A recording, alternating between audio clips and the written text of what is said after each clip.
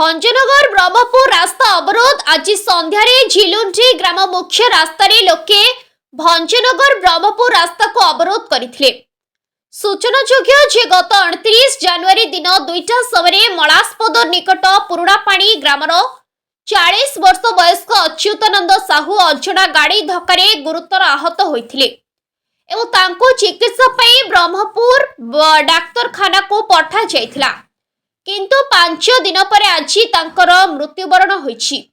आज तांको परिवार और ग्रामवासी क्षतिपूरण दाबी रे भंजनगर ब्रह्मपुर रास्ता अवरोध करथिले। सेमानकर मुख्य दाबी थिला जे तांको परिवार को 20 लाख टंका प्रदान करिबा। सूचनायोग्य जे ए संक्रांत रे मृतकंको परिवार पक्षरु पूर्वरु भंजनगर थाना रे एक लिखित अभियोग होइथिला। भंजनगर पुलिस थाना अधिकारी ए दुर्घटना रे केउ गाड़ी धक्का देछि सीसीटीवी आधार रे तदंत चालू रखिथिबा बेले आज परिवार वर्ग को सांत्वना देवा सहित रेडक्रॉस पांठिनु किछि आर्थिक साहाय्य सहयोग जोगाई देवा सहित जहा संभव आर्थिक सहयोग करबा पई प्रतिश्रुति दैछंती। प्रतिश्रुति पाइबा परे लोकमाने रास्ता अवरोध उठाइथिले।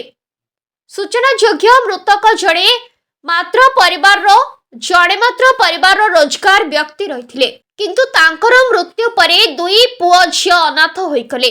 वर्तमान परिवार किपरि तांको परिवार चलिबो ताहा चिंतार विषय होइछि।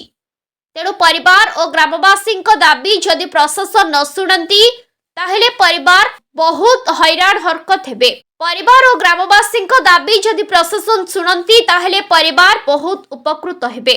न्यूज टुडे ओडिया गाँव को फेरुले जाऊले अच्युतानंद साहू से मलास्पद छक को गाड़ी अजना गाड़ी जना पड़लानी 3टा अधे एक्सीडेंट दिन एक्सीडेंट धरा पड़े अध घंटा पर गाँव को जनइले आसिले ब्रह्मपुर मेडिकल नेले थाना फोन केस देले 30 तारीख दिन आज पर्यटन धरा पड़लानी काली 3टा डेथ हो गले। पुलिस जनइले बड़ कष्ट दाबी 20 लाख टका डिमांड